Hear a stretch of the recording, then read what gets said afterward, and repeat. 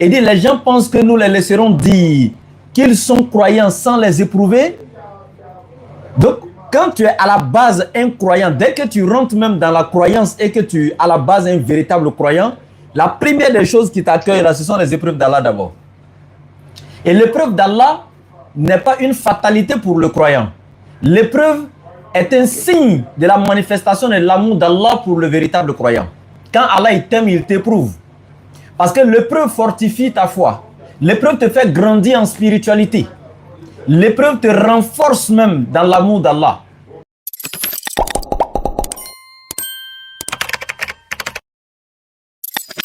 Ah, tu veux m'évangéliser? Voilà. Dieu merci. Moi-même, je cherche quelqu'un pour m'évangéliser. D'accord. Alhamdulillah Rabbil Alamin. Wa salatu wa salam ala Rasulillah.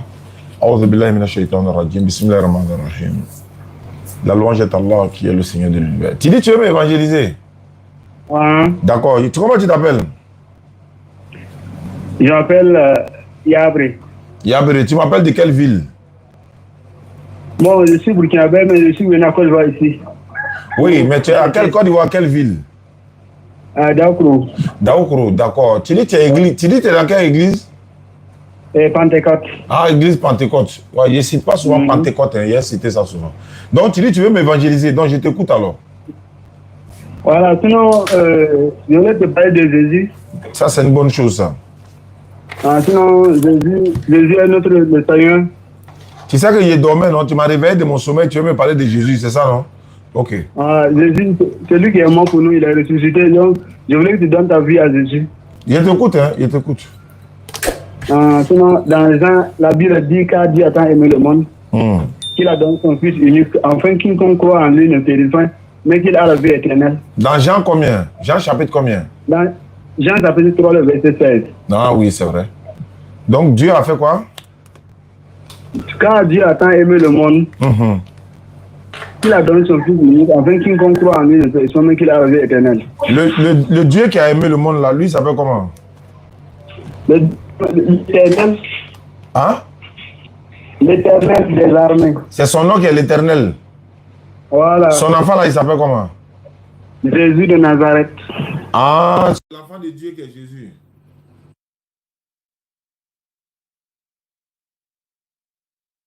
Comment non?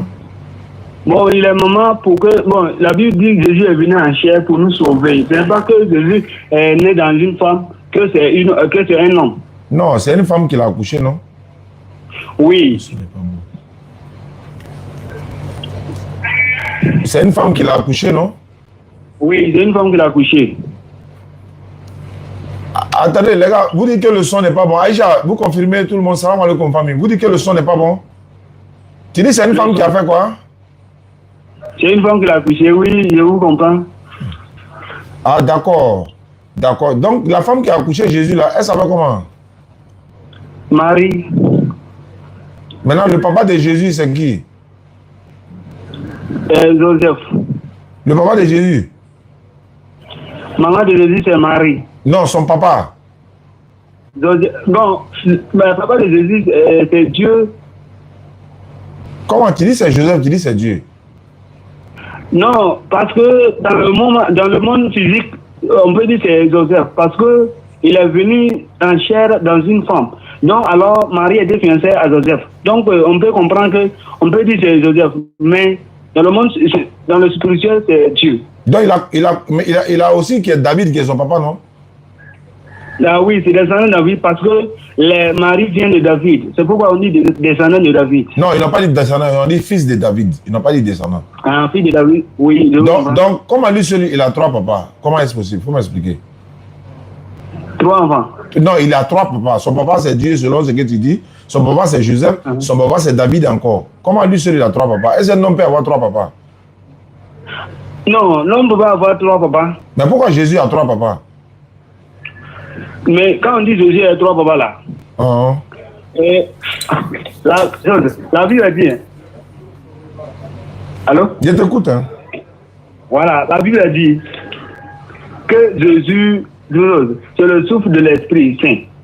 Non, il dit pourquoi il a 3 papas. C'est pas l'Esprit seulement il parle. Pourquoi son papa c'est Dieu? Tu as dit son papa c'est Dieu. Son papa c'est Joseph. Son papa c'est David. Entre les 3 là, qui est son papa? Le papa de Jésus même, c'est Dieu. Ah, son papa, c'est Dieu. Voilà. Maintenant, sa maman, c'est Marie. Aïe. Donc, sa maman est quoi pour son papa? Monsieur, Hein? monsieur, on va aller dans Luc chapitre 1. Allons dans Luc chapitre 1. Luc chapitre 1, le verset. Luc 1, 26, non? Luc chapitre 1. Ouais, verset combien? Je viens. Bien. Il dormait, il me reposait, il dit il est venu m'évangéliser. C'est ce que tu as dit, non? Tu es venu m'évangéliser? Ouais. Ça, c'est que l'année musulmane, là, ça commence bien. Aujourd'hui, on est dans le début de nouvel an. Ouais, on est dans Muharram chez les musulmans comme ça. Luc chapitre 1, donc? Ouais, Luc chapitre 1, le verset 40. On va lire dans Luc chapitre 1, le verset 40 en allant. D'accord, Luc chapitre 1, 40. Il est écrit ceci. Elle entra dans la maison de... Pardon, monsieur. Hein? Monsieur, Hein? pardon, pour revenir à chose. Chapitre 28, pardon. D'accord, Luc 1, 28. 28, Voilà, l'ange entra chez elle et dit, je te salue toi, toi à qui une grâce a été faite, le Seigneur est avec toi. Je continue? Ouais. Voilà, troublé par cette parole, Marie se demandait que pouvait signifier une telle salutation. L'ange lui dit, 2 points, ne crains point Marie, car tu as trouvé grâce devant Dieu. Et voici, tu es enceinte et tu enfanteras un fils et tu lui donneras le nom de Jésus. Il sera grand et sera appelé fils du Très-Haut. Et le Seigneur Dieu lui donnera le trône de son père David. On dit David est son papa encore. Et puis on dit il est fils de Dieu. Et puis David est son papa encore. Donc il a 2 pères. Je répète la partie là, 31. Et voici, tu deviendras enceinte. D'abord verset 32 de Luc 1. Et il, c'est-à-dire l'enfant là, il sera grand. Il sera appelé fils du Très-Haut. C'est-à-dire que le Très-Haut là, c'est son enfant déjà, ça fait 1. Et le Seigneur Dieu lui donnera le trône de son père David. Il a 2 papas. Monsieur. Oui, madame. Monsieur, oui. Quand on dit père David là, parce qu'en ce moment, c'est David qui régnait en Israël, non? Mais ils ont dit ici son papa. On n'a pas dit, on dit père, on n'a pas dit il régnait. Je te comprends, papa, parce que David est le grand. Parce que si un homme est grand, on doit le remettre appeler papa. D'accord, donc on continue. Je continue, mais c'est bon. On va continuer. Il régnera sur la maison de Jacob éternellement et son règne n'aura point de fin. Marie dit à l'ange, comment cela serait-il? Comment cela se fera-t-il puisque je ne connais point d'homme? Je continue? Bon, ok. Donc, où je dois m'arrêter, tu me dis, hein? Ok. L'ange lui répondit, le Saint-Esprit viendra sur toi et la puissance du Très-Haut te... Attends. Quand Marie lui dit, comment se fera-t-il puisque je ne connais point d'homme? Oui, elle a dit ça. Et l'ange lui répondit, que le Saint-Esprit viendra sur toi et la puissance du Très-Haut te couvrira de ton ombre. C'est pourquoi le Saint-Enfant qui naîtra de toi sera appelé fils de Dieu. Très bien. Est-ce que tu me comprends? Je comprends. Voilà. Donc, la signification veut dire quoi? Jésus n'est pas un homme. Il dit que Marie ne connaît pas. En ce moment, Marie est vierge. Et Marie ne connaît pas homme. Oui. Maintenant, l'ange a venu dire à Marie que tu vas avoir un enfant, mais ce n'est pas que tu vas coucher avec. Et l'ange dit, cet enfant ne vient pas de l'enfant vient du ciel, du très. C'est pourquoi on doit l'appeler fils de Dieu. Donc tu es venu me dire que Jésus est fils de Dieu. Voilà. Donc tu es venu me dire ce soir que Jésus est fils de Dieu. Monsieur. Hein? Jésus est fils de Dieu parce que il a envoyé Jésus lui-même. Lui-même le Dieu, le Père, le Créateur. Ah non, non, non, tout est mélangé. Je n'ai pas compris. Tu as tout mélangé. Tu dis, il est fils de Dieu, non? Hein? C'est fini, non? Ou c'est pas fini? Après fils de Dieu, là, il est qui encore? Après fils de Dieu, là, il est lui-même le Dieu. Ah, il est lui-même Dieu qui est son fils, quoi. Écoute, papa, où? Papa? Hein? Dieu est 3 fois saint. Dieu est toi, quoi? Dieu est 3 fois saint. Il est 3 fois saint. Ok, je t'écoute. Dieu le Père. Dieu le Fils. Dieu le Saint-Esprit. Est-ce que ça est dans la Bible? Je t'écoute. Je vais t'expliquer. Je veux savoir si ça est dans la Bible avant d'expliquer. Quand on dit Dieu le Père, là. Hein? Quand on dit Dieu le Père, là. Non, quand on dit Dieu le Père. Parce que la Bible dit dans le livre de Matthieu, Dieu même Dieu est, et Jésus est un Dieu. Est en Jésus. Jésus est dans la. Ça veut dire ils sont collés. C'est pourquoi. Qui est qui ils sont collés? Dieu est. Ça veut dire Jésus même là. Ils sont collés et Jésus est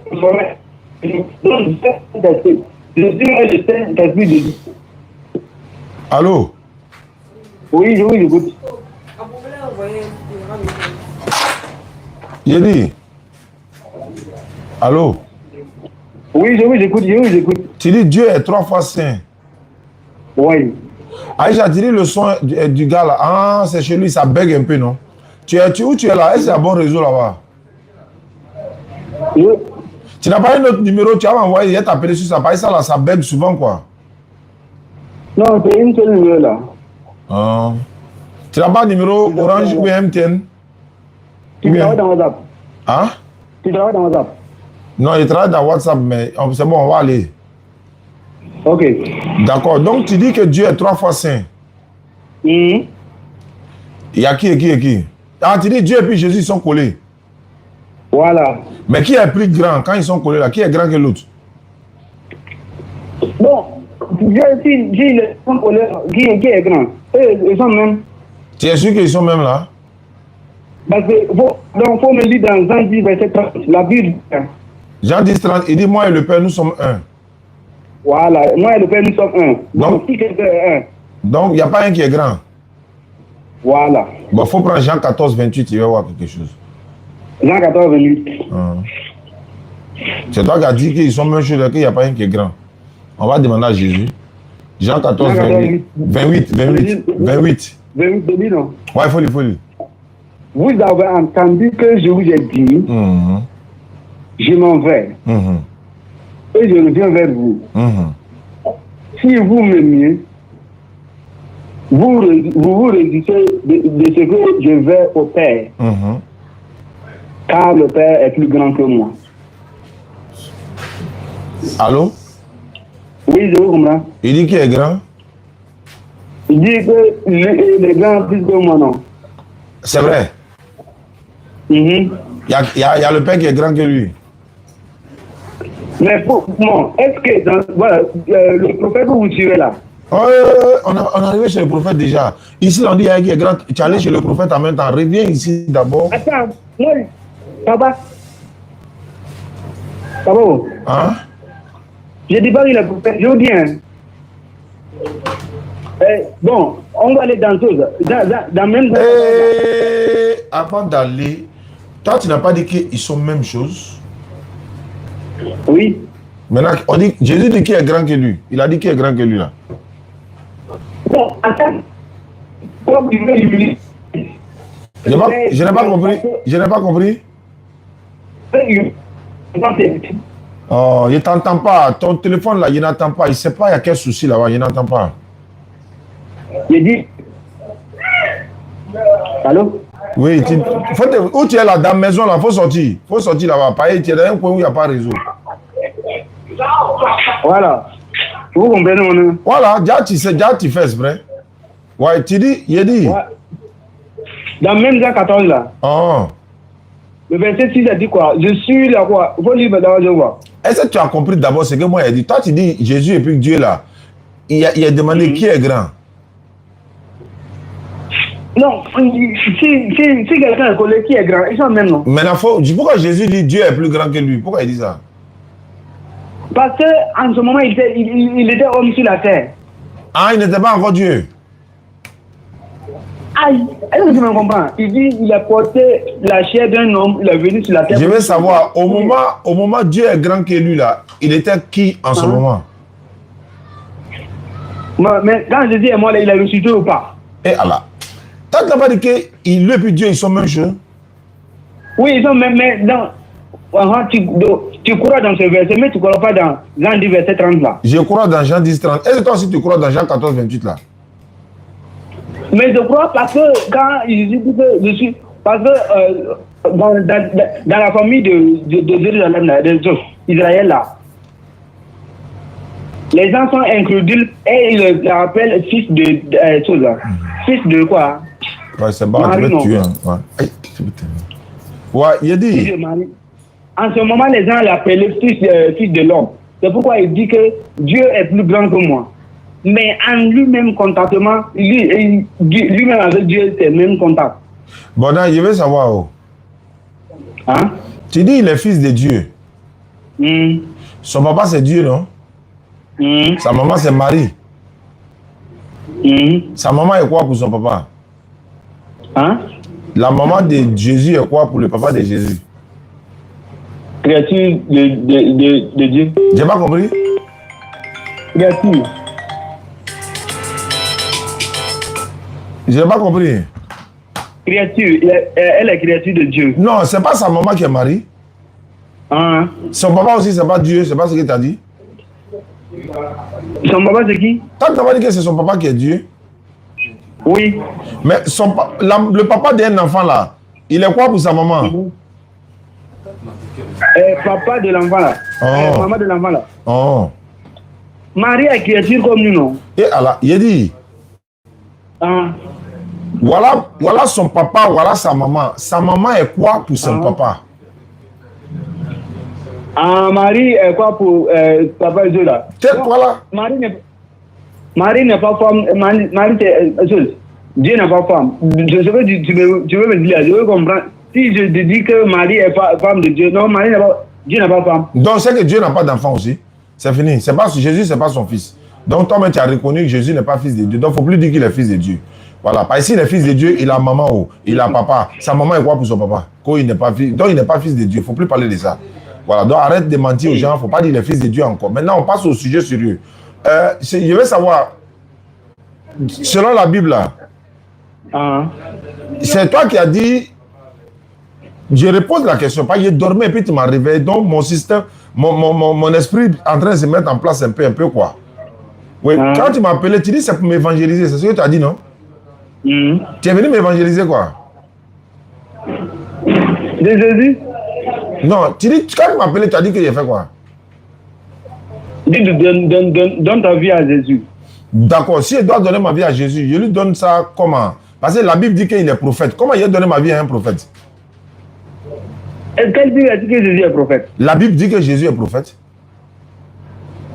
Pardon, hein. Tu vois Matthieu 10 là.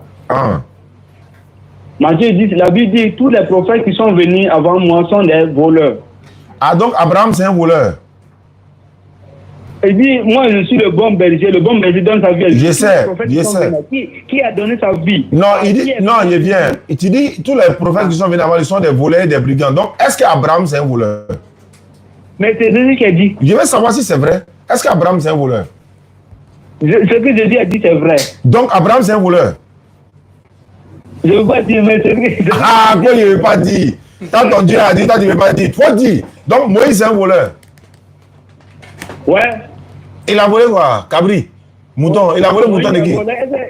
Quand il a conduit les enfants d'Israël, est-ce qu'il est arrivé à Canaan? Donc, à cause de ça, il est voleur. Mais celui qui n'a pas fait la volonté de Dieu, c'est voleur.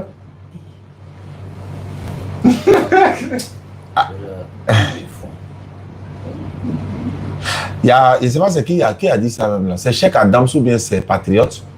Il dit ceux-là ils ont un livre dans leur tête et puis il y a la Bible devant eux. Il y a un livre qui est dans leur tête qu'ils lisent là. C'est ça qu'il est en train de lire là. Tu comprends maintenant? Allô frère? Oui, donc Jésus est prophète ou bien il n'est pas prophète? Jésus est prophète. Bon, on peut dire qu'il est prophète parce qu'il est venu annoncer l'évangile. Donc celui qui annonce est prophète. Donc en réalité, Jésus n'est pas prophète physique. Voilà le livre. Il a sorti le livre. D'accord. Il n'est pas prophète, il est qui? Jésus, mais quand on lit la Bible, l'ange a dit à Marie que Jésus est qui? Elle a dit il est fils de Dieu. L'ange dit fils de Dieu, il n'a pas dit Dieu. Ah, donc l'ange il a menti. L'ange il a menti quoi? Non, je veux savoir, est-ce que dans la Bible, Jésus est le seul qui est appelé fils de Dieu? C'est pas lui seul, il y a beaucoup de fils de Dieu dans la Bible. Dans la Bible? Oui, que? Oh, papa, pardon, papa, on me mentit ici. Bon, il faut prendre Romains 8, 14. Romains 8, 14. Voilà, premier verset. Il y a de 3 ou 4 versets comme ça. Bon, comme tu m'as dit, je vais m'approcher à la Bible. Romains 8. Romains 8, 14, premier verset. Je t'ai dit qu'il y a beaucoup de fils de Dieu dans la Bible, je vais te donner ça. Romains 8, 14. Le rouleau, dès que ça chauffe, ils sortent le rouleau en même temps, ça est dans la tête. Romains 8, 14 dit quoi? Romains 8. Non. 8, 14, non? Oui, il faut lire. Car tous ceux qui sont conduits par l'Esprit de Dieu sont fils de Dieu. Ils sont combien?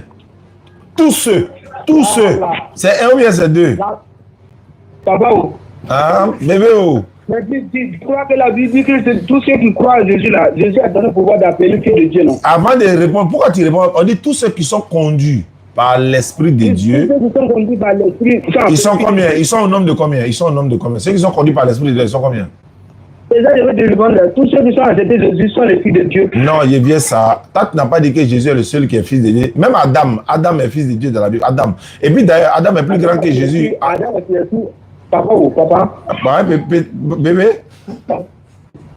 Papa ou? Bébé ou? Adam est créature de Dieu. Ève est créature de Dieu. Non, la Bible dit que Adam est fils de Dieu. La Bible a dit ça. Papa ou? Bébé ou? Papa, écoute-moi. Je t'écoute. Genèse chapitre 1, le verset 26. Combien? Genèse chapitre 1, le verset 26. Ouais, Dieu dit créons l'homme à notre image et selon notre ressemblance. Voilà. Dieu a dit il parle comme ça qu'il faisait l'homme. Il a fait quoi? Donc, il était celui qui fallait créer l'homme. Oui. Faisons l'homme à notre image, non? Donc, tu veux dire, ils sont combien? Hein? Il y a combien de dieux? Genèse 1, quand Dieu créait le ciel et la terre là, la terre était en forme vide et l'Esprit de Dieu se mouvait au-dessus de la terre. Il y a combien de dieux? Il y a un seul Dieu, mais l'Esprit de Dieu même a dit qu'il y a fait deux. Hein? Mais dans Genèse, la même Genèse, là, tu entends l'Esprit de Dieu. Oui. Voilà. Il dit, Hein? Adam est appelé aussi fils de Dieu dans la Bible. C'est vrai ou c'est faux? Adam. Dans quel verset ou bien dans quel chapitre? Luc 3. Il faut prendre Luc 3. Hein, police? Ah, des livres pour toi? Hein? Dans Luc 3, verset 35 à 37. Je suis dans le Luc 3. Tu suis avec moi, hein? Non, mets le téléphone dedans d'abord. Là, tu cherches maintenant la discussion. Bonjour, mon nom c'est Reginald. Je suis dans Luc 3. Tu as la page? Attends, je vais. Voilà, va à la page avec moi. Je vais nous. Est-ce que ça va voir ici? On va voir derrière. Luc 3, verset. Luc 3, verset 37. Non, on l'a dit verset 35 d'abord. Ou bien verset 36. Luc 3, 36. Commence au 36. Ouais. Tu es rentré dans ton bunker là encore. Il n'entend plus bien, ça coupe. La Bible là, c'est là. Attends, je vais déplacer avec la Bible là. Tu as fait quoi? Voilà. Ici, en non. Voilà, c'est bon, voilà. Déjà, tu connais où il y a réseau. Début, non. Ouais, il faut lire. Je lis, non. Luc 3, 36. Ouais. Fils de Caïna. Caïna est fils de qui? Et, mais, ah! Bon, Allô? On va continuer. Voilà comment on lit. On dit fils de Caïna. Caïna est fils de Alpharez. Non, Alphazas. Alphazas est fils de Sem. Sem est fils de qui? Noé. Noé est fils de qui? Lamech. Lamech est fils de qui? Mathusalem. Mathusalem est fils de qui? Enoch. Enoch est fils de qui? Jared. Jared est fils de qui? Maléhélène. Malélé est fils de qui? Caïnan. Caïnan est fils de qui? Benos. Enos est fils de qui? Seth. Seth est fils de qui? D'Adam. Adam est fils de qui? De Dieu. Adam est fils de qui? Takbir.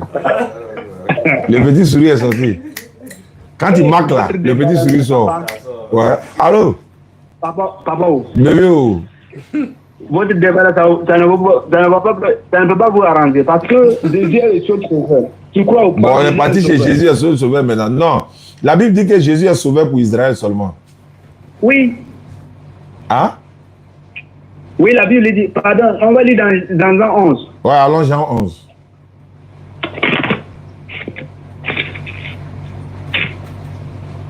Jean 11, verset...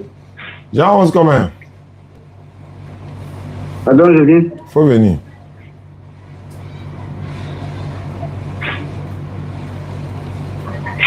Jean le chapitre 11. Oui. Ouais, Jean 11 là, mais ça m'arrange parce que Jésus là, il a ressuscité Lazare là-bas et puis il parlait à Dieu. Moi, il ne comprend pas. Voilà. Il dit hein, Oh. que, bon, le verset 25.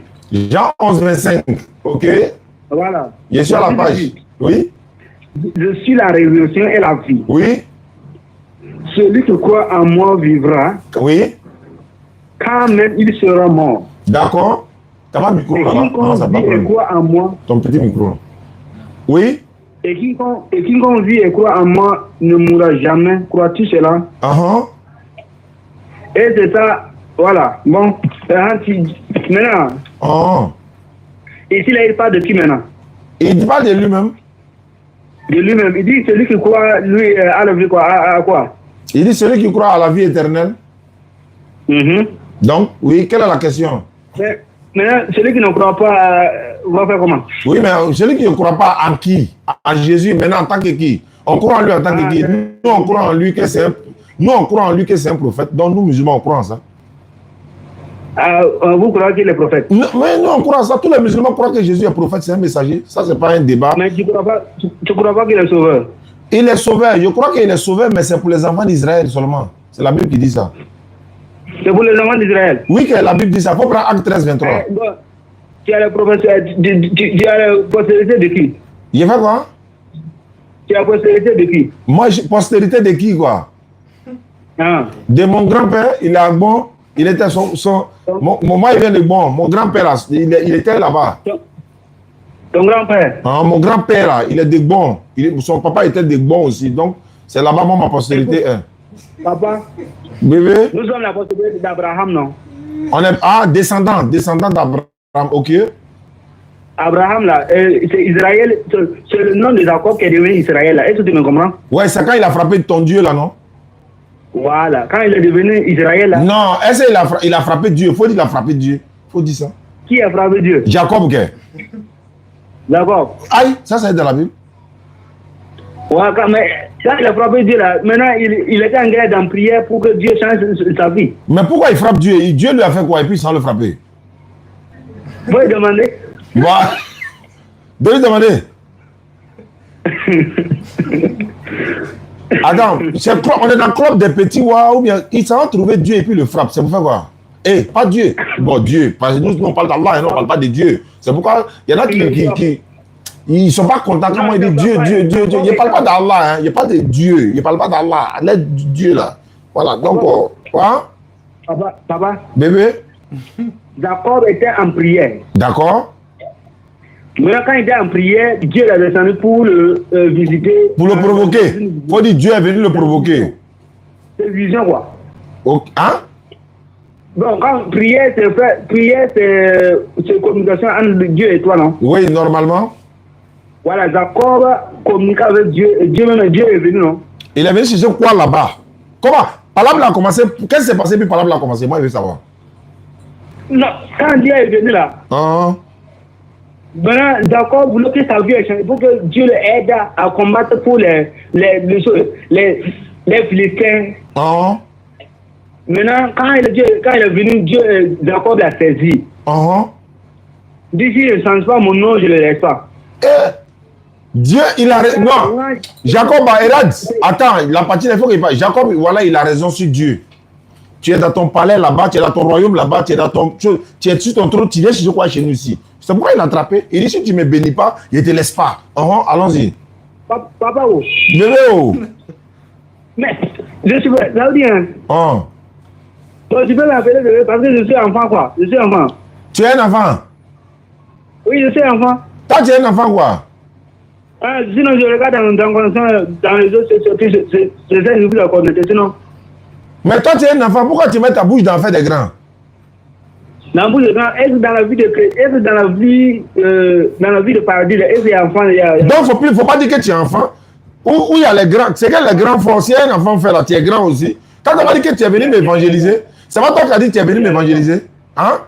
Tu as raison. Alors, moi, ma barbe blanche là, toi tu dis que tu es venu m'évangéliser, quoi ici un enfant? Tu es un enfant, quand tu t'en où c'est que les grands font là, tu vas faire même chose là. Tu n'as pas fait d'enfant au lit, tu vas parler. On va parler. Quoi ici un enfant? Tu bois biberon quoi? Ok.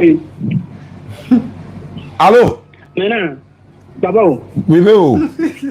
Vous savez qu'avant là, avant là, donc comme il n'y avait pas Jésus, Jésus est l'agneau immolé. Donc avant là, il n'y avait pas quelqu'un, les moyens de tuer les poulets, les bœufs, demander pardon à Dieu. Est-ce que tu me comprends un peu? Je te comprends un peu. Voilà, comme il tuait les poulets, il faisait des sacrifices, des holocaustes. C'est ça que Dieu voit que les enfants d'Israël ne pratiquent pas bien. C'est pourquoi il a envoyé son Saint-Esprit. Vous venez faire quoi? Voilà, parce que la Bible dit que rien n'est impossible à Dieu. Donc, quand on dit rien n'est impossible à Dieu là, c'est que Dieu peut transformer en chair. Donc, Dieu se transforme en chair là, il n'est plus Dieu. Il n'est plus Dieu comment? Mais il est devenu l'homme, non? C'est pourquoi on l'a attrapé, ils l'ont mis sur la croix, il est là crié encore pour dire mon Dieu, pourquoi tu m'as abandonné? C'est lui qui a cherché. Qui l'a appelé ici? Mais dans Genèse, il y a Dieu lui-même et puis il y a l'esprit, non? Oui, maintenant il dit. Maintenant, si l'esprit est transformé en chair venue là, Dieu même lui est là. Donc le Saint-Esprit peut crier à Dieu, ou bien? Oui, ça c'est l'homme, c'est pas Dieu. Dieu n'est pas un homme. Tu sais qu'il n'est pas un homme, non? Hey, papa. Bébé, Dieu n'est pas un homme. Tu dis quoi? La Bible dit ça. C'est la Bible qui a dit ça. Et puis la même Bible dit que Jésus c'est un homme. La Bible dit c'est un homme, mais il est venu avec le corps d'un homme. Mais Dieu dit, la Bible dit que Dieu n'est pas un homme. Mais Dieu est un homme, Dieu n'est pas un homme, oui. Mais Jésus c'est l'homme, non? Jésus c'est l'homme. Oui, Jésus est l'homme, Jésus est le Saint-Esprit de l'homme, de Dieu, mais il a porté le corps, la chair d'un homme pour transporter les péchés. Et il a transporté les péchés. Oui, quand il est mort là. Parce que la Bible me dit dans le livre de Corinthiens là. Il dit que le sang, l'esprit et l'eau qui est sorti dans Jésus, c'est ça qui rend témoignage à Jésus. J'ai dit, ça c'est Jésus, non? Nous là, la Bible dit Jésus est prophète. La Bible dit que c'est un envoyé de Dieu. Lui-même dit que c'est Dieu qui l'a envoyé. Moi je ne crois pas, papa. Tu ne crois pas ça? Moi je ne crois pas ça. Donc toi tu crois que lui-même il est qui? Mais toi tu penses qu'il n'a pas été envoyé par Dieu, mais lui-même il est qui? Jésus même non. Jésus lui-même est le sauveur, le Seigneur.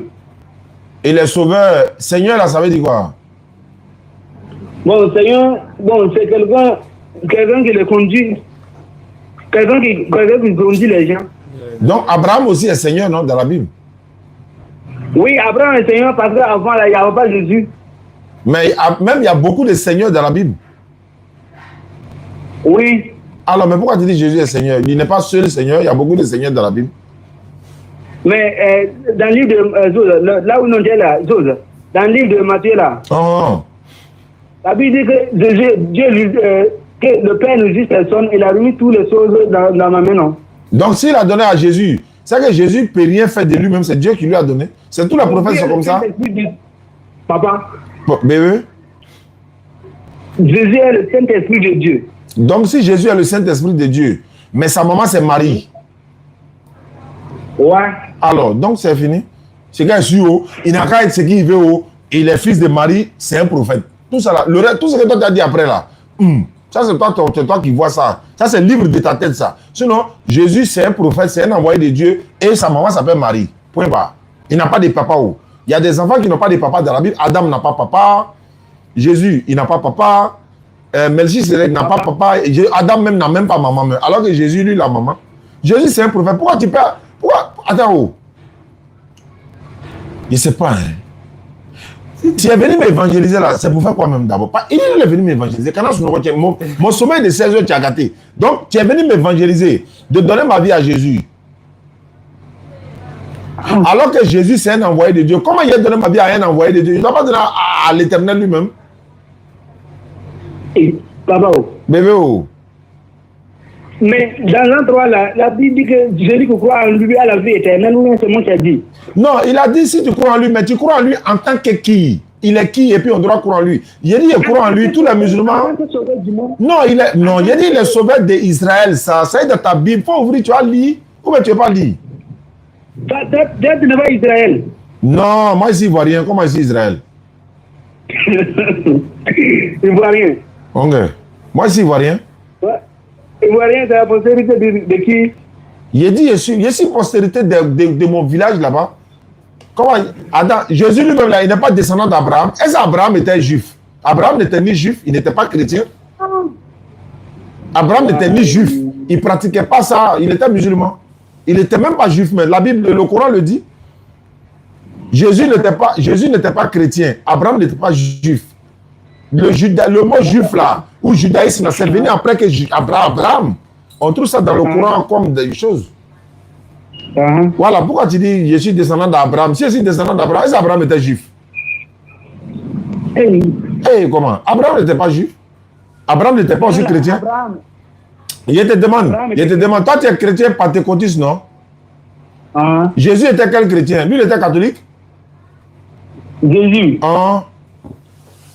Mais Jésus est le corps de l'église. Comment Jésus était dans quelle église encore? Il veut savoir, est-ce que Jésus était chrétien? Jésus est chrétien. Il était catholique alors?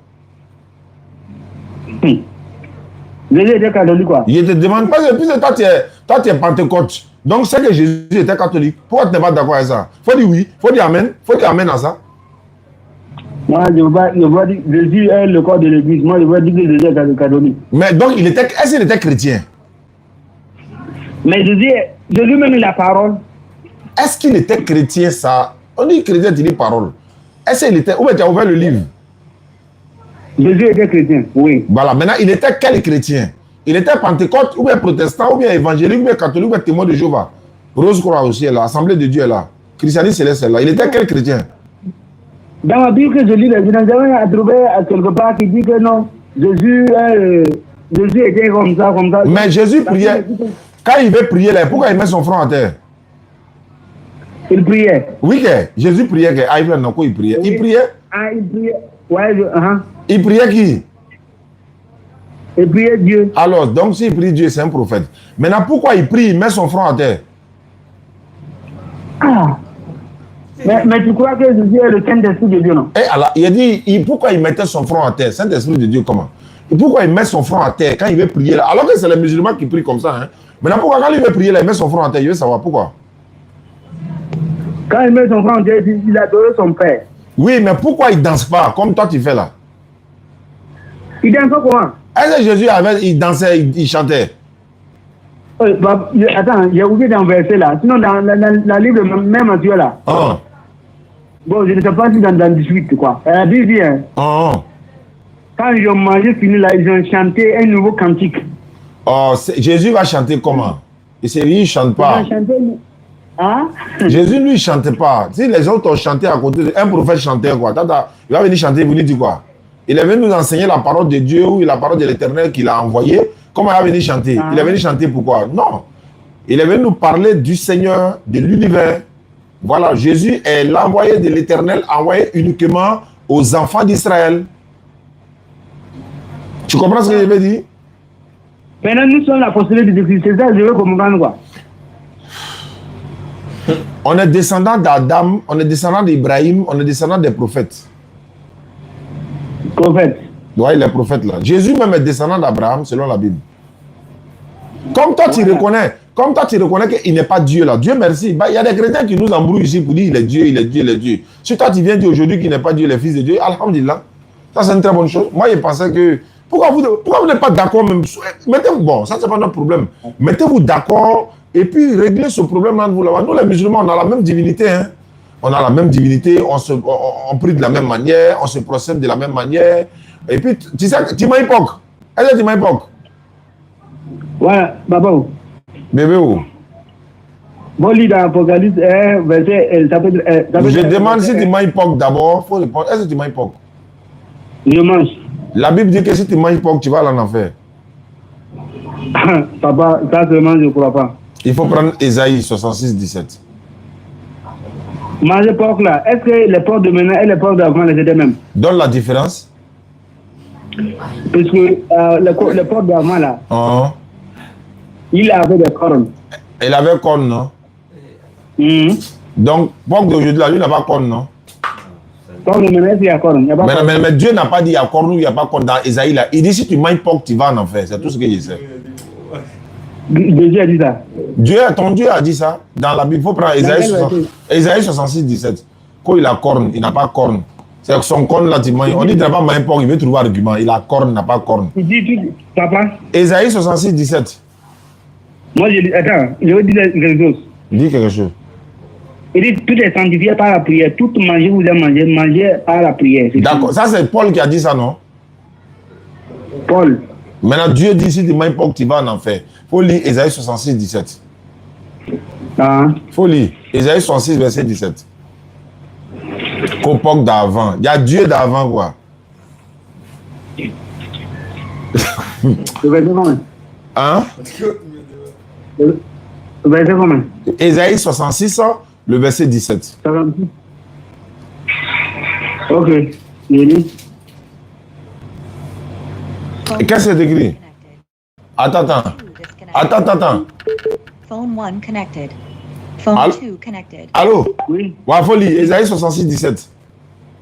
Ceux qui se sanctifient et se purifient dans les jardins, au milieu desquels ils vont un à un, ils mangent de la chair de porc, des choses abominables et des souris, tous ceux-là périront, dit l'Éternel. Est-ce qu'il a parlé de cornes là-bas? Ou bien il a parlé de cannes là-bas? Il dit tous ceux qui vont manger porc à souris, ils vont périr. Quand Dieu dit tu vas périr là, c'est où? Tu péris où? À l'enfer ou bien au paradis? C'est à l'enfer. Voilà, donc tu vas aller en enfer. Il ne faut plus manger porc, sinon tu vas en enfer direct. Papa. Baba, bébé.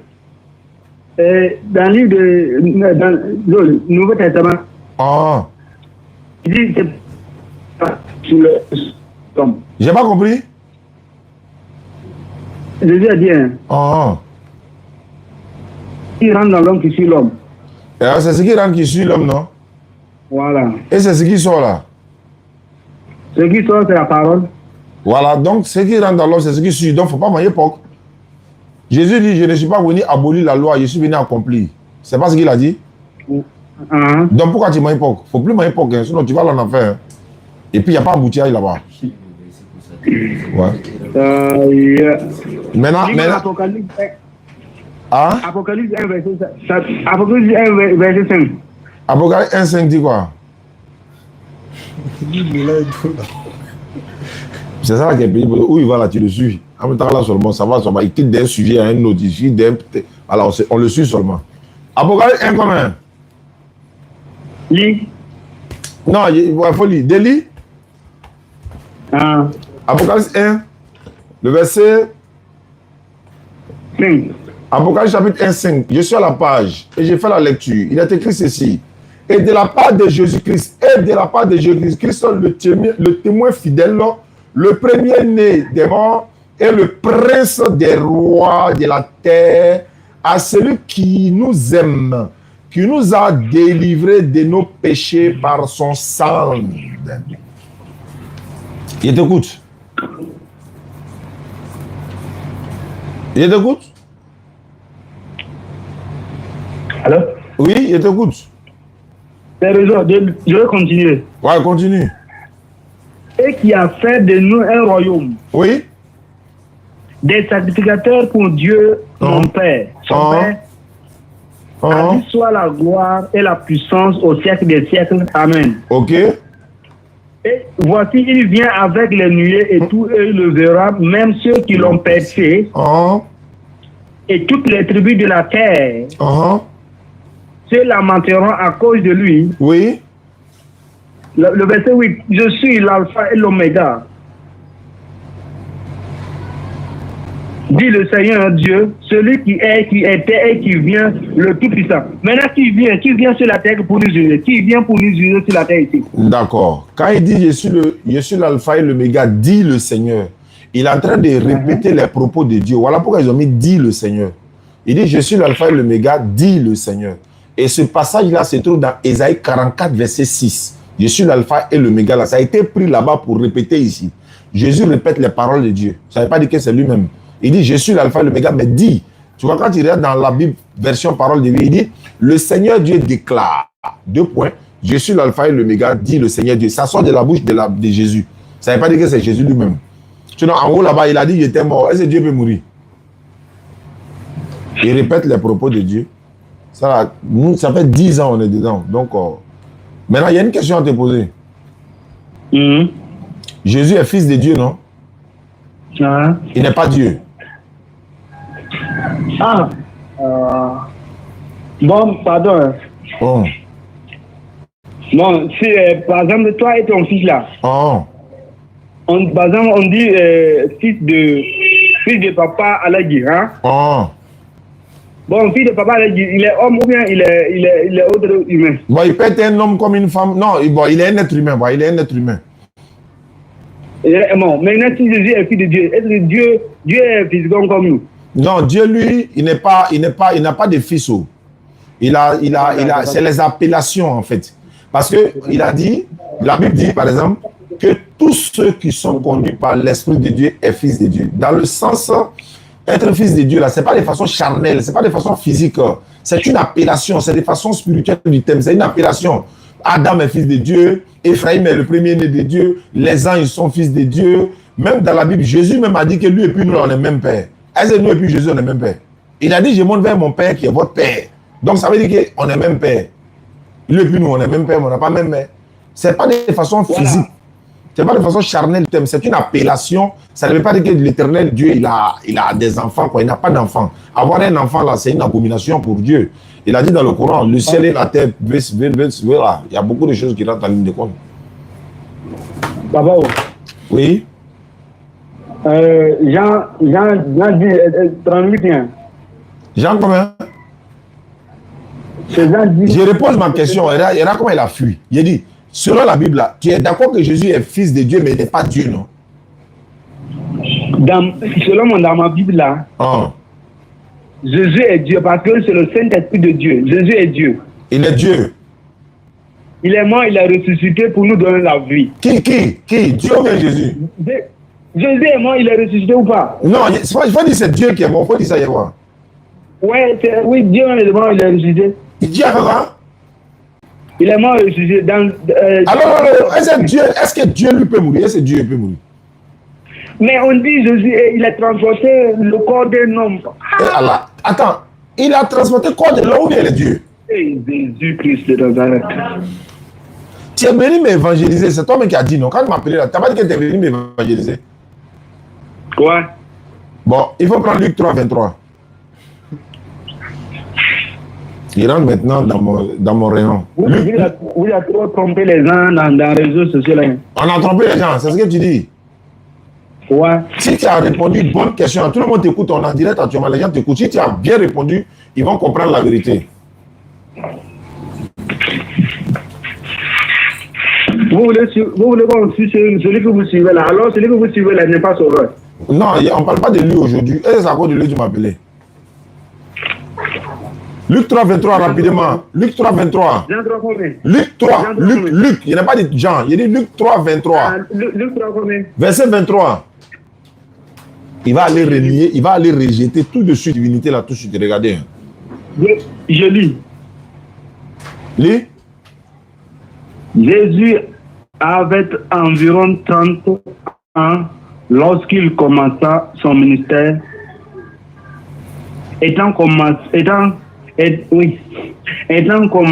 Comme on le croyait, fils de Joseph, fils d'Élie. Voilà, on dit Jésus avait environ quel âge? 30 ans. Donc Dieu avait 30 ans. Quand il est venu sur la terre. Est-ce que Dieu avait 30 ans? Tu dis quand il est venu sur la terre. Ma fille, non, il va rejeter tout de suite là. La divinité là, il va jeter tout de suite. Dieu avait quel âge quand il commençait son ministère? 30 ans. Dieu, il faut dire dans ta bouche. Il faut dire dans ta bouche que Dieu avait 30 ans. Il faut dire. Jésus avait 30 ans. Ah, Jacques n'est pas un enfant. Il n'y a pas qui a dit Dieu avait 30 ans. Jacques, t'as compris que tu es un enfant. Jacques, tu es un gaillard. T'as compris que tu es un enfant. T'as compris que tu es un enfant. Jacques, tu es un barbu. Quoi, c'est un enfant. Faut répéter dans ta bouche là que Dieu avait 30 ans. Tu sais que ta conscience va serrer ta gorge tout de suite là que Dieu avait 30 ans. Qui va me serrer? Non, laisse ça. Allô? Tu comprends maintenant que... Ah, il a coupé. C'est trop lourd. Comment ça? Il y a des missiles là, on garde. Quand tu vois que c'est chaud, tu envoies en même temps en chose. En chose. Qui m'appelle? Bonsoir Diané. Allô? Bonsoir Diané, tu peux le faire descendre. Il n'a pas l'auteur de débat là même. Il n'a pas l'auteur. C'est un nom même qui se cherche. Donc, je pense que tu dois le faire descendre et puis tu vas nous prêcher la parole de Dieu. On va écouter, c'est mieux quoi. Oui, mais c'est tout cela qui fait que vous comprenez qu'être musulman est une grâce d'Allah. C'est des gens comme ça, on doit changer avec eux pour que vous compreniez qu'être musulman, c'est une grâce d'Allah. Bon, si on le fait descendre, on peut parler certes, mais ça doit montrer à ceux qui ne sont pas encore dans la lumière de l'islam de venir rapidement. Regardez le raisonnement. C'est ça, c'est ça. Si ceux-là, on n'est pas plus parler à eux, c'est vrai. Mais les pasteurs fuient. Les Gédéons et autres, là, ils ne veulent pas venir au débat. Mais les disciples vont venir et puis on va les enseigner. Voilà. Donc, tu vois, et puis c'est ce que... En fait, les gens ont l'impression que c'est nous qui avons le niveau. Non, c'est parce qu'eux, ils ne sont pas dans la vérité. On n'aura jamais, même si Gédéon vient s'asseoir tout de suite, tu auras l'impression qu'il n'a pas le niveau. Mais pourtant, il a le niveau à son niveau. Mais quand il ne sera pas dans la vérité d'Allah net, c'est fini. Il va perdre tout, il ne peut pas. Le mensonge et la vérité ne peuvent pas se comparer. Il va perdre tout, il ne peut pas. Le mensonge et la vérité ne peuvent pas se comparer. Mon frère, il faut couper le son à la maison avant de parler. Oui, allô? Oui, allô? Oui, bonsoir, monsieur. Bonsoir, à qui ai-je l'honneur? Vous avez l'honneur à monsieur Diomandé. Vous êtes chrétien? Oui, je suis chrétien. Tu m'appelles d'où? Je vous appelle de Sigensi. Qu'est-ce que je peux faire pour toi? Ok, bon, moi, je vous vois un peu sur les réseaux sociaux. Oui. Et quand on débat un peu avec vous, tantôt vous utilisez la Bible pour montrer que Jésus n'est pas Dieu. Et en même temps, vous dites que vous ne croyez pas à la Bible. C'est un peu contradictoire. Donc, je ne sais pas si vous ne croyez pas à la Bible. Alors, pourquoi utiliser la Bible pour démontrer que Jésus n'est pas Dieu? Ouais, c'est une très bonne question, Diomandé. Quand vos pasteurs venaient donner Bible à nos enfants, à nous-mêmes, quand on était à la maison, ils savaient qu'on était musulmans, mais ils sont venus nous donner. Et ils savaient qu'on ne croit pas en ça. Ils savent que ce n'est pas notre livre. Ils savent qu'on s'en fout de ça. Mais ils sont venus nous donner. Et puis, ils ne nous ont pas donné ça dans la rue. Hein. Ils sont venus donner ça dans nos maisons, dans nos chambres. Ils sont partis derrière mes enfants à l'école. Ça, là, il n'y a jamais vous laisser. You can me donner énergie. Vous êtes parti donner Bible à mon enfant à l'école. Vous lui avez dit, il n'a qu'à donner sa vie à Jésus. C'est vos pasteurs là qui ont fait ça. Quand vos pasteurs est en train de donner Bible à nos enfants là, pourquoi vous ne l'avez pas dit non? Ne les donnez pas. Et puis, ils ne vont pas croire, ne les donnez pas. Vous êtes venu nous donner, non? Oui. Vous nous avez trouvé dans le bus, vous nous avez donné, non? Oui. Vous avez déposé dans l'hôtel, vous avez déposé dans les bacs, vous avez déposé dans le taxi. Partout où on va, vous nous avez harcelé depuis qu'on était petits. Même devant nos cours, vous avez venu au cinéma pour nous mettre au grain de Jésus. Et il fait croire que voilà, Dieu qui est là, il est en train de faire. Vous avez fait tout ça dans nos quartiers, non? Maintenant, on a grandi. Bible que vous nous avez donné là, pourquoi vous dites qu'on n'a qu'à laisser encore? C'est pas vous qui nous avez donné, c'est votre pasteur qui nous avez donné, non? Mais quand vous nous donniez là, donc votre objectif c'était quoi? On n'a qu'à devenir chrétien, on n'a qu'à donner notre vie à Jésus, non? Celui qui vient de m'appeler là-haut, il vient de m'appeler tout de suite là, il dit que lui il m'a appelé pour m'évangéliser. Donc moi de me laisser amener au grain, et puis il ne faut pas y aller me défendre quoi. Il va me mentir pour dire l'enfant de Marie est Dieu, moi il ne faut pas y aller me défendre. Et puis de deux, il sait que je suis musulman, pourquoi il vient derrière moi? Il vient. Quand il pose question, il est développé en même temps. Donc il dit quand on ne croit pas à la Bible, pourquoi on l'utilise? On l'utilise pour vous amener à l'islam. Et c'est cette Bible-là, par la grâce d'Allah, on a utilisé depuis combien d'années là, les chrétiens ne font que se convertir à l'islam. Si elle te dit tout de suite là, si tu n'es pas musulman, tu iras tout droit en enfer, tu n'as pas croire. Si elle te dit tout de suite là que Jésus va te chasser au jour de la résurrection, tu n'as pas croire. Si tu as dit, mais ça c'est le Coran, mais ça est dans ta Bible. Ça est dans la Bible. Est-ce que si ça est dans la Bible, si toi tu ne vois pas là, tu as croire. Si elle te dit que le Coran dit que tous les musulmans vont au paradis, mais toi tu ne peux pas aller au paradis. Tu as dit que c'est le Coran qui a dit, c'est faux. Mais si tu te montres ça, il vient. Tu as posé question. Quand tu viens poser question, il faut te calmer, il te servir. Question que tu as posée là, la réponse elle est donnée. Si elle te dit tout de suite là que tu iras tout droit en enfer selon ta Bible, ou bien selon le Coran, tu as dit, mais tu as dit, attends, il a parlé ça. Voilà, je suis là, il vient. Il répond à ta question. Tu dis pourquoi nous on ne croit pas à la Bible et puis on utilise la Bible. Mais ce n'est pas nous qui l'utilisons, c'est vous qui êtes venus nous donner. Ou bien ça, c'est pas réponse. Vous avez venu nous donner pourquoi. Je veux savoir pourquoi vos pasteurs sont venus nous donner la Bible. L'objectif de nous donner la Bible, c'est pour faire quoi? L'objectif de nous donner la Bible, c'est pour faire quoi? En fait, moi, tu m'as dit que moi, je vais poser une question. Pourquoi vous ne croyez pas à la Bible et puis vous utilisez la Bible? J'ai dit pourquoi vos pasteurs sont venus nous donner la Bible. Il faut répondre. C'est vous qui êtes venus nous donner la Bible, non? Écoute-moi. Mais je te pose une question, tu ne réponds pas, tu dis écoute-moi. Réponds-moi aussi.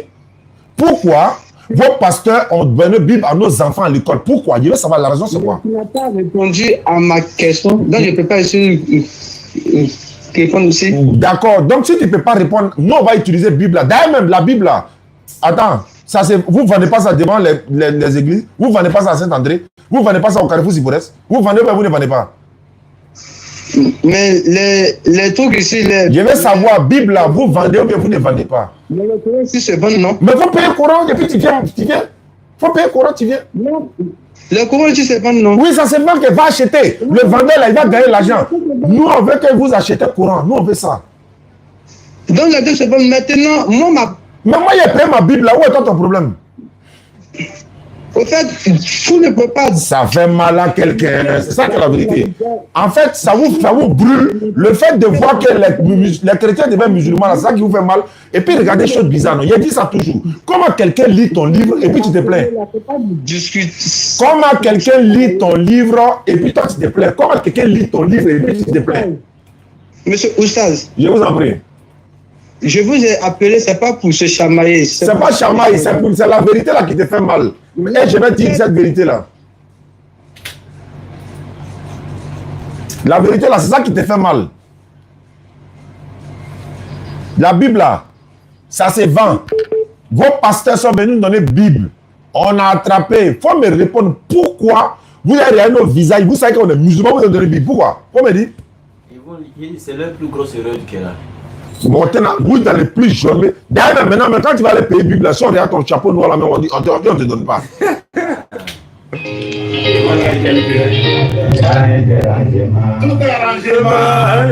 C'est la vérité. Pourquoi vous lisez ça fait mal à quelqu'un.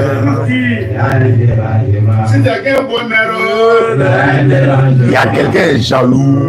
Avant de bien. Ah mais il y en a stop. Bon mais ça les paye un avant-hier là.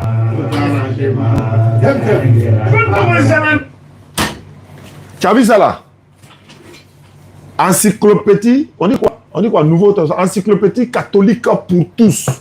Ça là, ça coûte près de 80 000 francs. Ça là. Ça c'est savoir. Comme sous chrétien, sous musulman, on prend Bukhari, on prend musulman, on prend Tirmidhi, prenez tout. Ah bien. Ça va se savoir. Et il y a un débat le jeudi, non, Inch'Allah. Oui, bien sûr, il y a un débat le jeudi. Ça va se savoir. Bon, un gars, il dit que lui, il est docteur.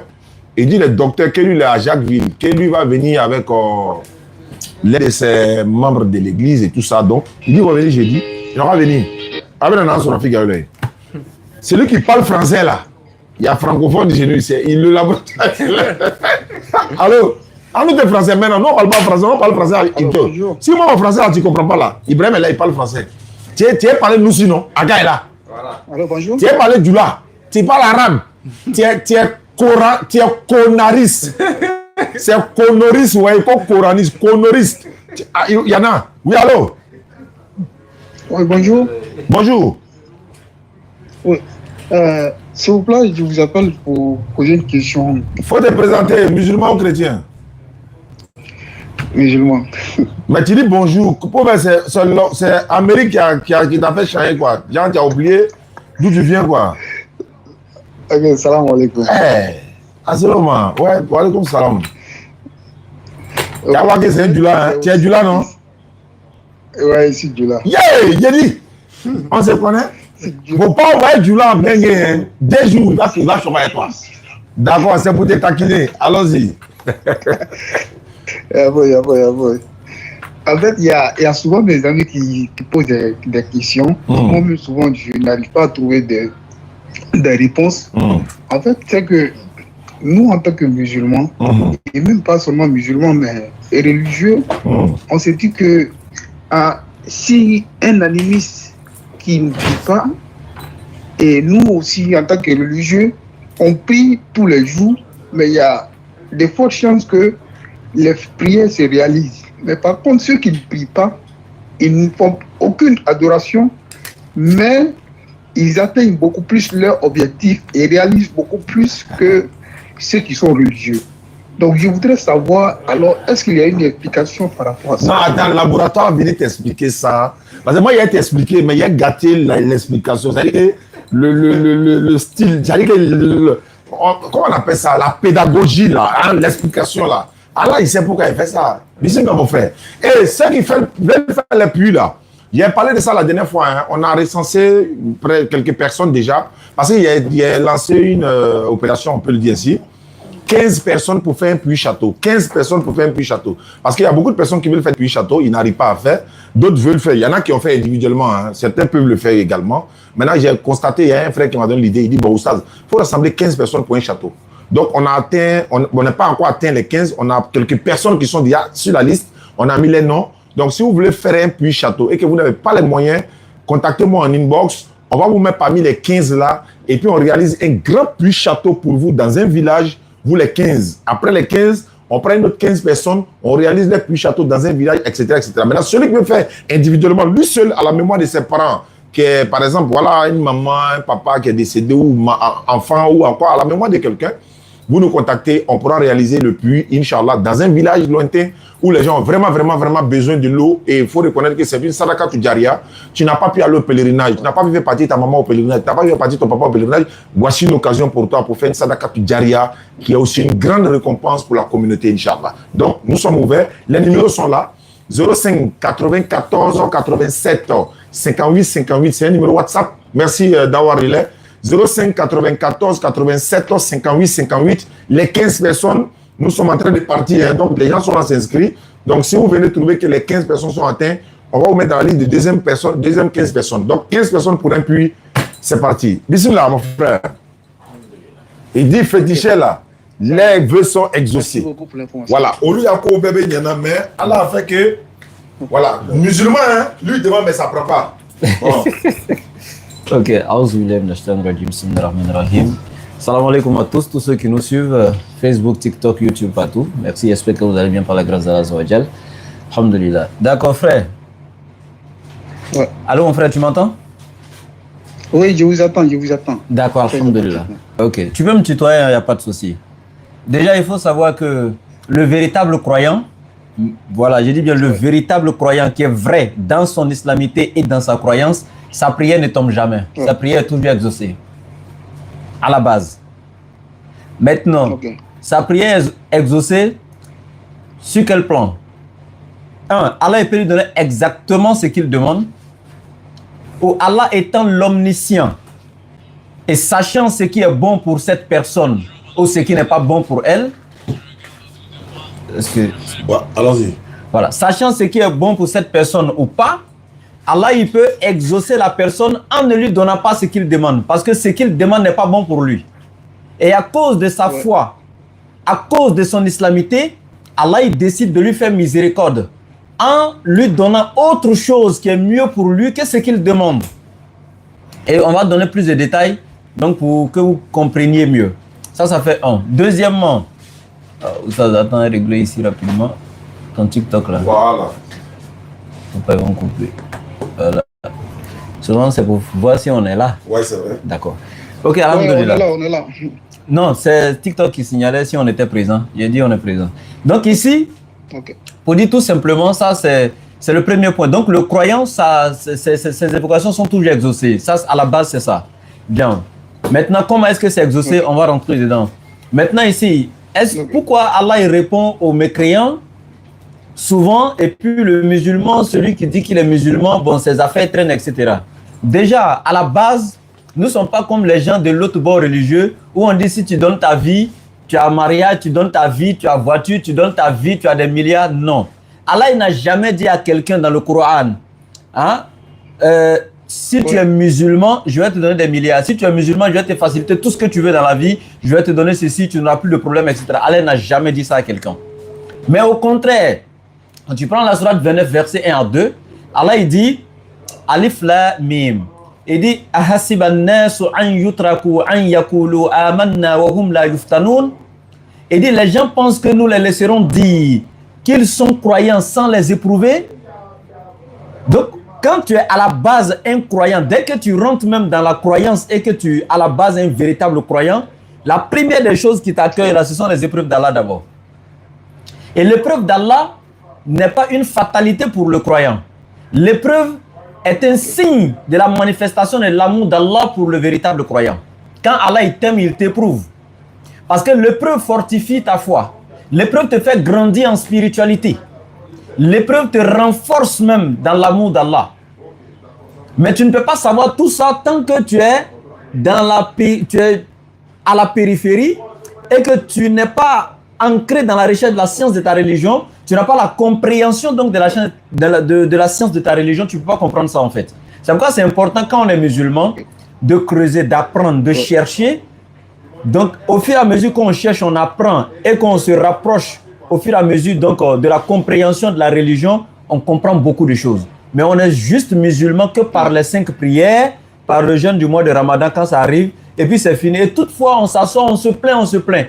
Oui, on se plaint parce qu'on ne sait rien de notre religion. On se plaint parce qu'on n'a rien compris en fait. Parce que quand on a compris que l'amour même d'Allah pour nous, c'est déjà de commencer à nous éprouver en tant que croyants, automatiquement, quand tu as une petite épreuve, tu te dis Alhamdulillah, c'est qu'Allah il t'aime.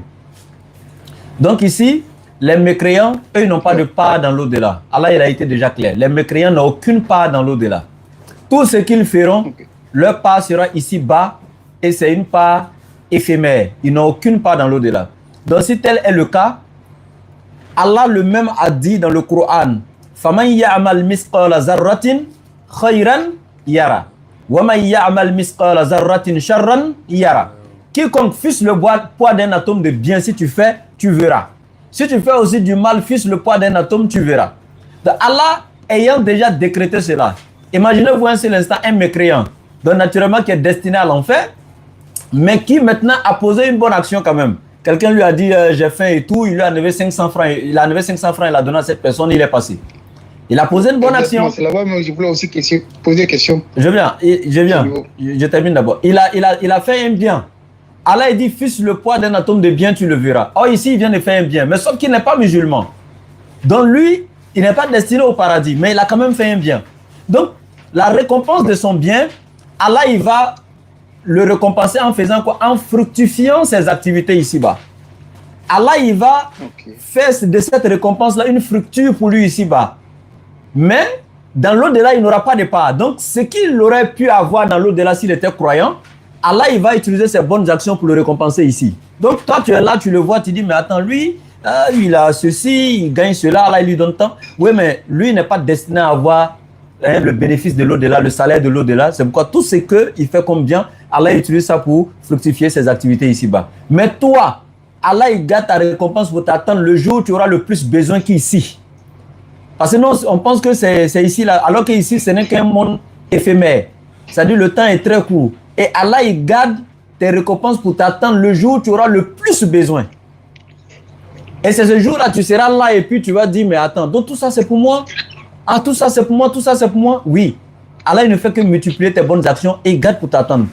Mais sauf qu'il peut même te donner encore une grande partie ici-bas et te déposer encore le reste là-bas.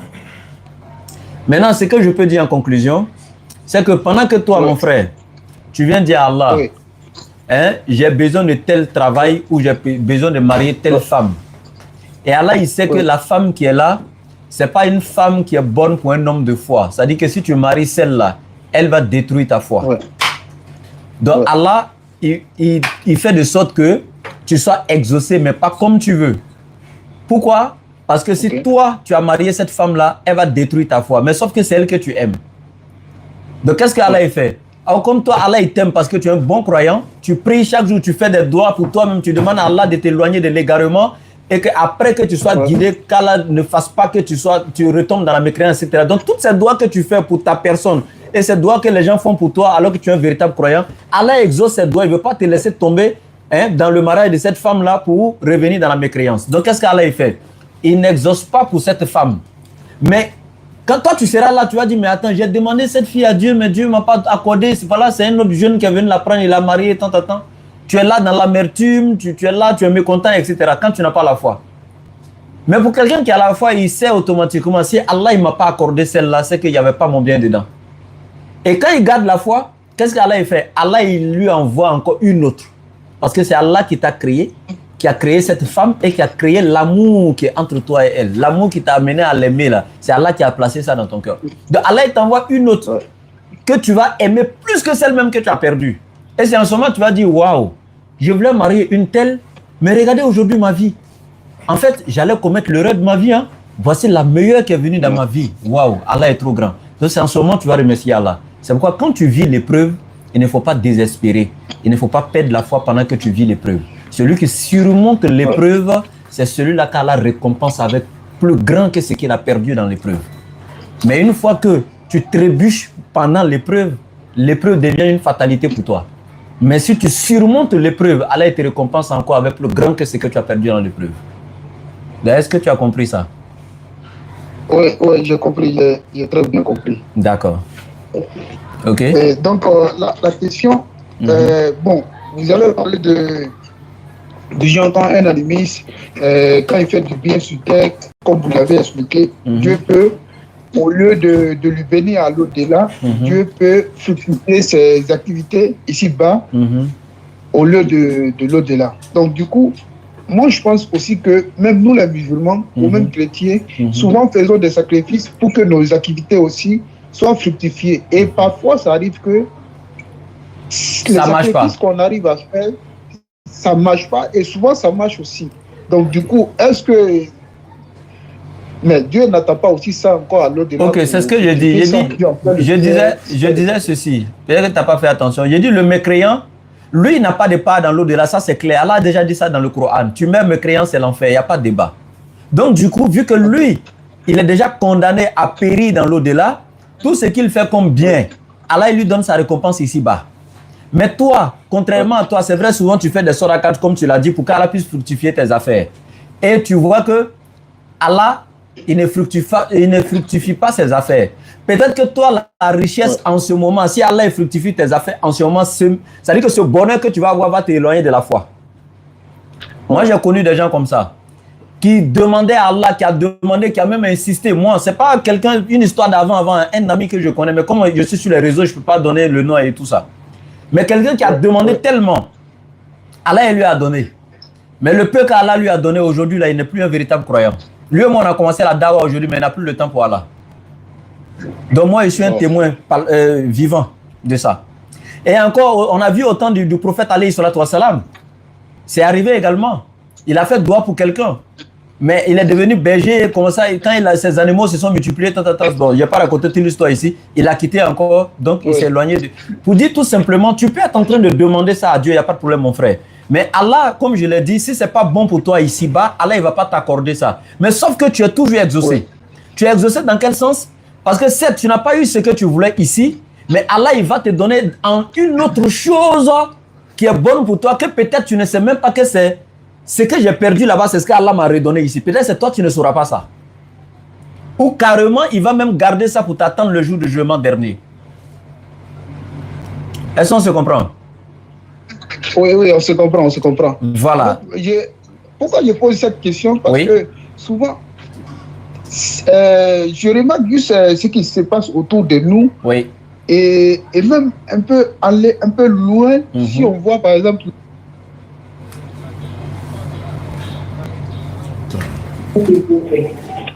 Allô? Allô? Oui. Bonsoir. Oui, bonsoir, ça va? Oui, ça va. Vous êtes musulman ou chrétien? Je suis chrétien. D'accord. Je suis chrétien. Ok. Comment tu écoutes? Une fois écouté avec vous, il a dit que j'étais chrétien, mais il voulait vous croiser pour échanger un peu avec vous là. D'accord. Mais on t'écoute, il n'y a pas de problème. Voilà, au fait, le vrai point même, c'est que je me suis rendu compte que nous ne sommes pas tous dans la vérité. Ah bon? Voilà, je vais vous demander un conseil. Comment faire pour me détacher de ma communauté? En fait, c'est ça mon problème. Alhamdulillah. Quelle communauté? La communauté chrétienne? Oui, la communauté chrétienne. En fait, c'est ça. Mais on est en direct, hein? J'ai une responsabilité là-bas. Voilà, ici, responsable à l'église. Donc, bon, vraiment, pour me détacher de ma communauté, c'est un peu difficile. Donc, je ne sais pas comment faire. Voilà, on va rappeler après nous. Non, ici, il dit oui. Bon, on est en direct actuellement et c'était pour vous signaler si vous voulez faire ça en direct ou bien voilà. Mais on est en direct, il faut qu'on vous signale. Non, je n'ai pas fait ça en direct pour l'instant. Donc après alors. À 19h, vous appelez, il n'y a pas de problème, on va régler ça. Ok, il n'y a pas de souci. Merci beaucoup. Merci, Oustaz. Ok. L'autre est toujours là? Oui, il est là. D'accord. Salam alaikum, mon frère, tu es toujours là? Allô? Oui, Aki, tu es toujours là? Oui. D'accord, donc j'ai bien compris ce que tu as dit, hein, voilà. Mais comme c'est ce que je disais là, c'est justement ça même l'épreuve. Voilà, le fait que tu t'assois, tu vois, mais ton voisin mécréant là, Allah il fait monter ses trucs et puis toi tu es là, tu traînes. Mais justement, c'est tout ça qui fait partie de l'épreuve du croyant. Mais comme je l'ai dit, à la base, quand tu as la connaissance et la compréhension de ta religion, ça ne te choque pas. Et en ce moment, tu te rends compte que si Allah ne t'a pas donné la même chose qu'à lui, c'est que ce que Allah ne t'a pas donné n'était pas bon pour toi en fait. Ça fait un. Deuxièmement, sache une chose. Ta récompense auprès d'Allah est immense et grande. Pendant que lui, il n'a aucune récompense auprès d'Allah. Ça fait 2. Troisièmement, toi et lui, vous pouvez demander la même chose. Allah il va lui donner exactement ce qu'il demande. Mais quant à toi, Allah il va te donner autre chose que ce que tu as demandé. Je vais prendre un exemple. Moi, je peux être là et puis je dis à Allah, et puis ça m'est arrivé même, c'est pas la peine d'aller par 4 chemins. Je vais dire clairement ce qui m'est arrivé. Moi, j'ai jamais fait l'école coranique. J'ai jamais fait l'école madrasa, etc. Mes parents m'ont jamais mis dans ce chemin et n'ont jamais pensé même à m'envoyer là-bas. Mais moi, quand je partais à l'école, j'étais toujours premier de ma classe. Et les gens même m'avaient surnommé à l'école primaire le surdoué.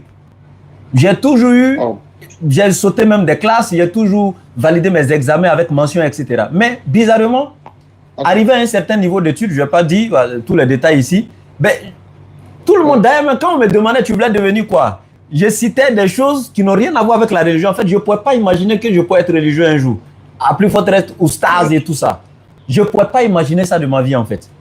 Je suis né pas dans une famille musulmane. C'est vrai que j'ai trouvé que mon père il priait mais il ne connaissait pas la religion. Voilà, il ne faut pas les croyants vont m'attacher ici. Hein. Moi, je suis né d'une famille proche du bois sacré. Je suis sénéfou. Mais bizarrement... Sinon, moi-même, je suis croyant. Regardez-moi. Maintenant, je n'avais jamais pensé être oustaz. Pensé même à... Tout ce que j'imaginais, c'était des hauts postes, voilà, gérer Dunia, des trucs, tout ça. C'est comme ça que je pensais. Mais bizarrement, c'est ce que je demandais à Allah, c'est ce que je demandais à Allah, c'est ce que je demandais à Allah. Mais un jour, Allah a décidé que je sois quelque chose d'autre. L'école, il a suspendu.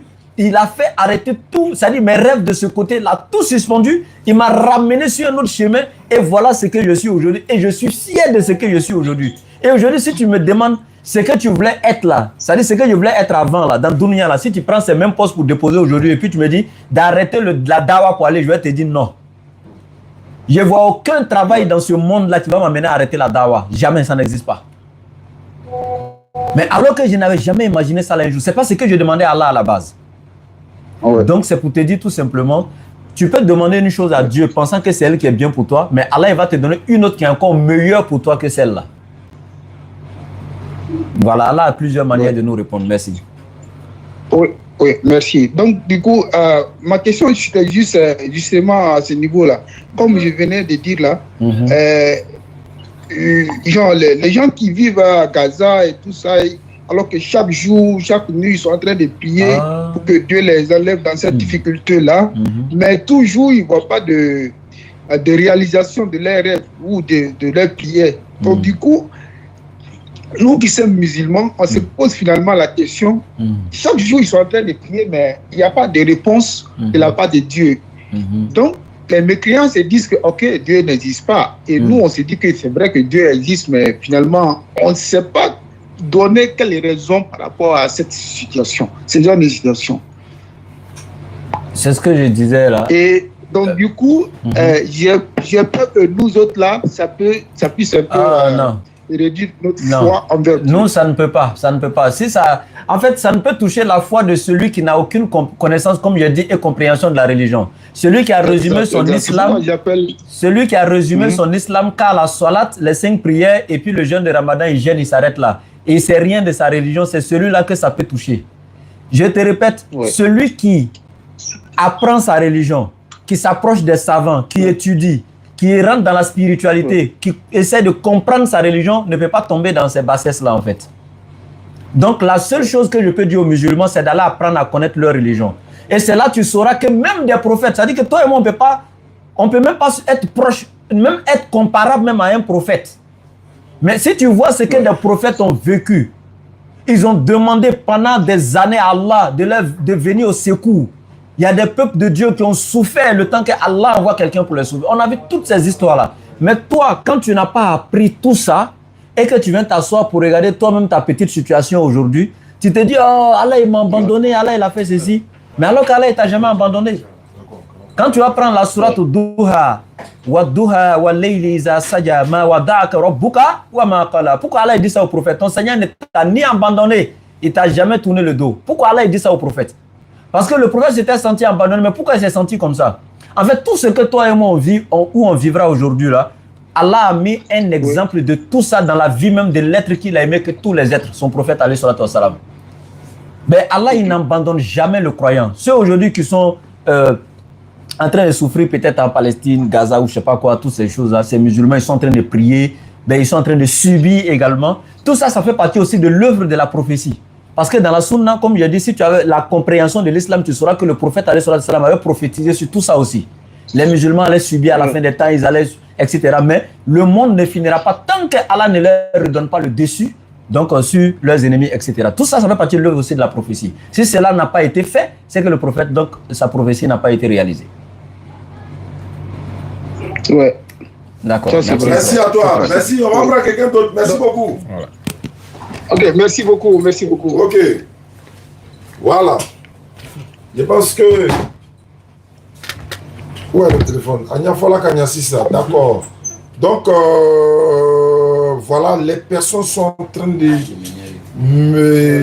m'écrire actuellement pour pouvoir participer aux 15 personnes depuis Château. 15 personnes depuis Château, Inch'Allah, qui sera réalisé dans un village ou devant une mosquée ou encore vraiment dans un endroit où les gens auront vraiment besoin de l'eau. Je rappelle que le puits qui a été fait dans l'école coranique de Danané a été déjà réalisé. Le puits qui a été fait, celui, non, c'est pas celle, hein, c'est celui. Puis c'est le. Excuse-moi, les croyants sont quoi? Ils ont dit toi, non? Le puits qui a été réalisé également dans le collège sur la route des Zongiens, après Danané, ça a été fait pour les comment on appelle ça, rachis d'épinay et frais authentiques. Le puits château est déjà fini, l'eau sort propre. Mais comme c'est dans un collège et que les gens sont en vacances, donc on va attendre à la rentrée et puis on va inaugurer en même temps. Parce que c'est fini, ça trouve que les élèves sont allés en congé. Donc c'est déjà fini, c'est bouclé. On a fait également celle des Maralé, devant la grande mosquée de Maralé où on a prié un vendredi là-bas, ça s'est réalisé également. Celle de la grande mosquée de Djibiroua est terminée, mais il reste seulement pour aller faire l'inauguration. Celle de Kononfla où on a acheté l'église pour transformer en mosquée est en cours de réalisation. Donc, je répète encore, les 15 personnes qui voudraient bien participer pour un puits château, voilà, à la mémoire de vos parents, à la mémoire de vos enfants ou de votre épouse, mais pour vous-même, en tout cas, c'est l'intention. Sadaqatul Jaria, comme je l'ai dit, beaucoup de personnes n'ont pas pu faire partie, les parents ou les personnes à la Mecque cette année, peut-être ils vont attendre l'année prochaine, Inch'Allah. Mais en attendant, tu peux faire une Sadaqatul Jaria. Et comme il y a des personnes, eux-mêmes, ils ont fait le puits château personnellement, certains ont fait le puits simple. Donc, cet avantage-là, c'est que vous pourriez vous associer aux 15 pour faire le puits château ensemble, Inch'Allah. D'accord, on va prendre quelques personnes. Assalamu alaikum wa rahmatullahi wa barakatuh. Gustave Dani, Somaro de Maya Bédi. On va participer quoi?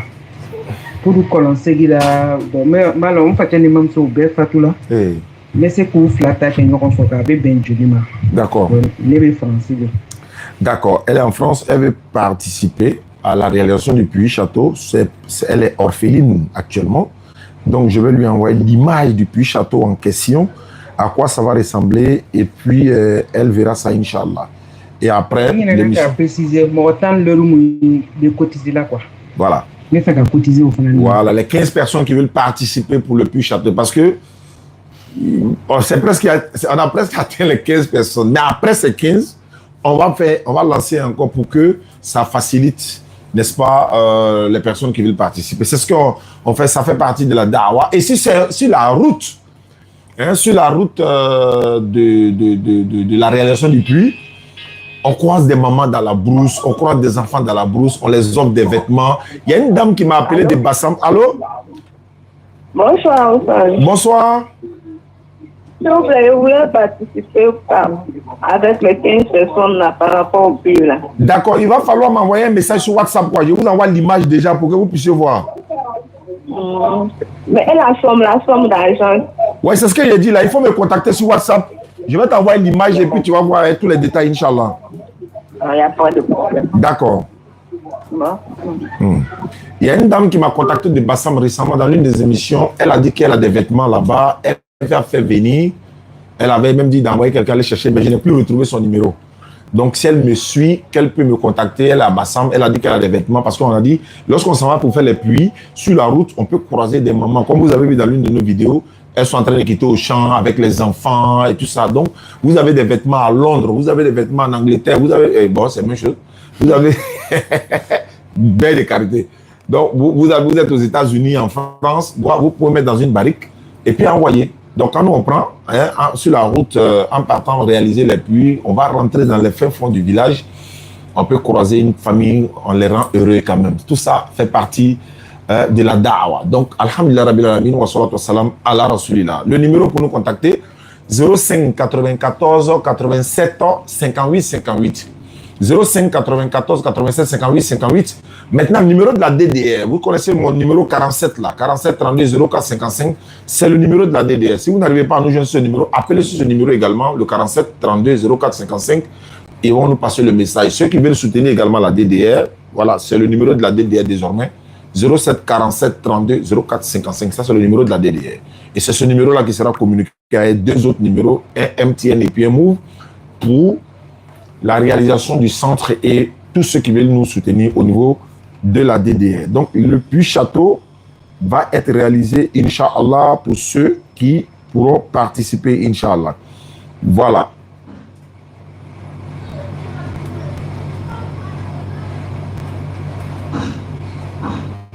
Ok, il n'y a pas de problème. D'accord, Inch'Allah, il n'y a pas de souci. Qu'à la facilité, il n'y a pas de problème. D'accord, donc il n'y a pas de problème. Donc, on va s'arrêter là. Il est presque... Voilà, on va s'arrêter là. D'accord, il y avait des gens qui ont essayé d'appeler plusieurs personnes. Je ne pourrais peut-être pas les rappeler tous, mais bon, dans une prochaine édition, on pourra le faire. Merci beaucoup.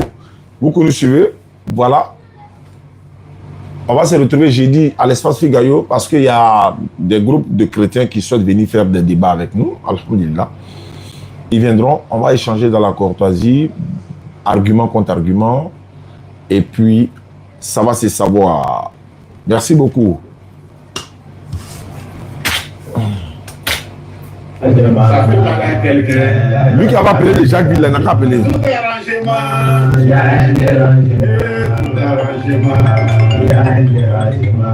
Si tu es content. Allô? Oui. Il a vu ton message, tu dis Audi est bonus, non? Je suis en direct, tout le monde t'a entendu, je suis en direct. Ah, tu es occupé? Non, je ne suis pas occupé, je suis en direct. Comme chaque mardi, tu me raquettes là, je veux que les gens sachent quoi. Que tu viens prendre bonus à un mois. Après, il ne faut pas. Voilà, donc il voulait que les gens n'ont pas savoir que Natacha me raquette chaque mardi, il dit de payer bonus, voilà. Vous voyez, non? Elle va voir ça à minuit, demain c'est bonus, hein. Donc il voulait savoir. C'est pas, elle c'est mauvais, les gens n'ont pas savoir, elle c'est mauvais. C'est pas mauvais, c'est comment? Voilà, donc ça vient maintenant. C'est 200%. Ah, il y aura 200% même, ok, bah, voilà. D'accord, à tout à l'heure. D'accord. Bon. C'est bon. Si quelqu'un est bonheur, il y a quelqu'un qui est jaloux. Tout arrangement.